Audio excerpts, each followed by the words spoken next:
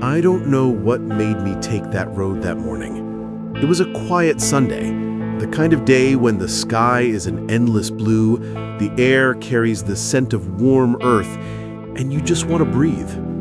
Usually, I ran along the main boulevard near the park, but that day, something pulled me toward the outskirts of town, toward the fields where the noise of the city fades and the world feels older, slower. Maybe it was instinct, maybe fate.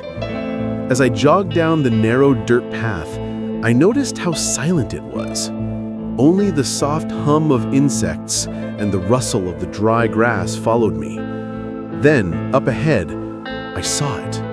An old, half-collapsed shack standing alone near the edge of a fallow field. The wooden boards were gray and splintered, the roof sagging, like time itself had forgotten it existed. At first, I thought it was abandoned, until I heard it. A sound so faint, I wasn't even sure it was real. A cry, weak, cracked, and trembling. I stopped, looked around. The sound came again, a desperate, hoarse meow that sliced straight through the calm of the day. My chest tightened. I followed the sound, heart pounding faster with each step. And then I saw it. Tied to the leg of the shack with a frayed, filthy rope was a cat, or what was left of one. Her body was trembling, bones sharp beneath her thin skin. Before her was a rusty metal bowl, filled not with food, but with old, dried bones and a bit of stale water. I froze. For a moment, I couldn't even breathe.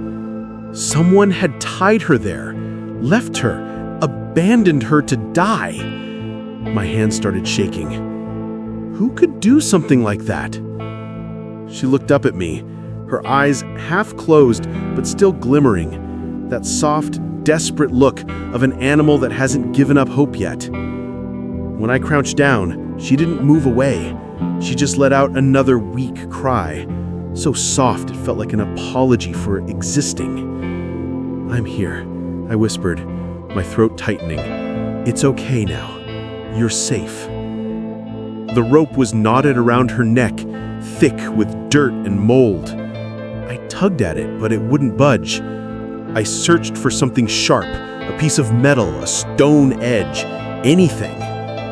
Finally, I found a bit of broken glass near the shack wall.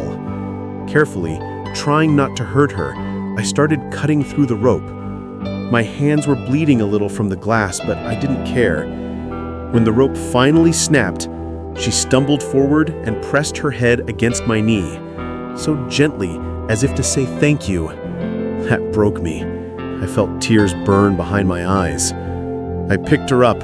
She was so light it was like holding air, and I could feel her ribs beneath her fur. She didn't resist.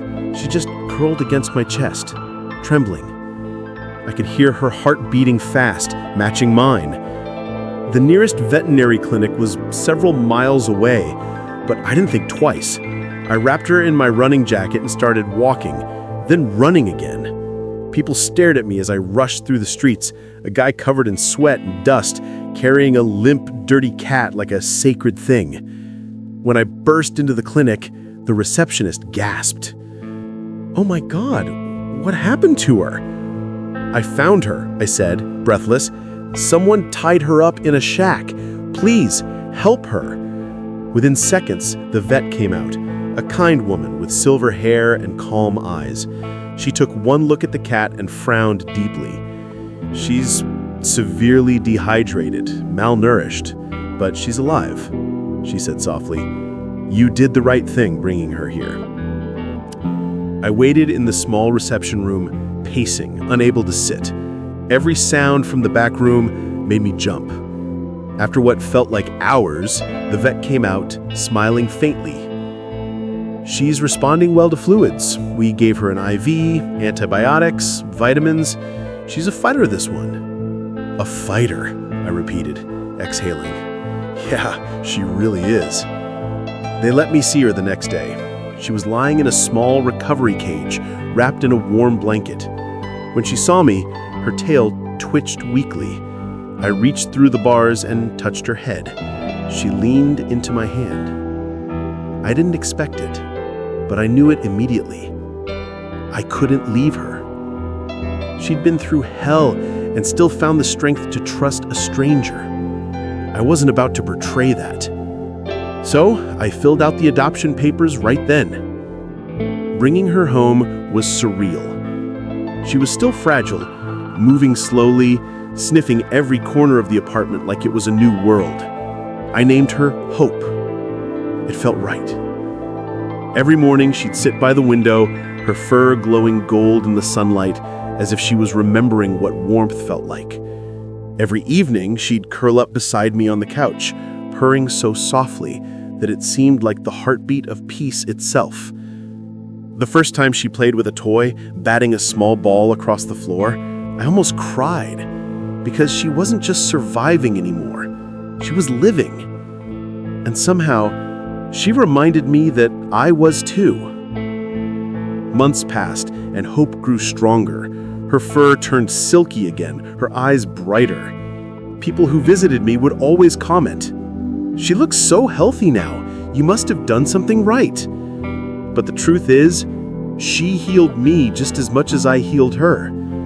Whenever I had bad days, when the world felt cruel or lonely, I'd look at her and remember that light still existed, even after darkness.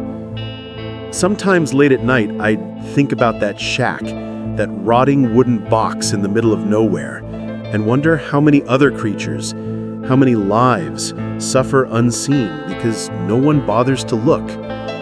And that thought hurts, because the worst cruelty isn't just what people do, it's what others ignore.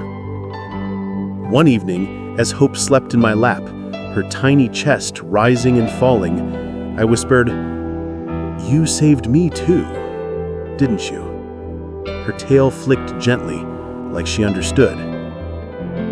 There are moments in life when we come face to face with the darkness of humanity, the neglect, the cruelty, the indifference. But there are also moments that remind us of the power of compassion, how one small act can rewrite a destiny. If you ever see a life in pain, don't look away. Don't assume someone else will help, because maybe at that very moment, you were the one meant to.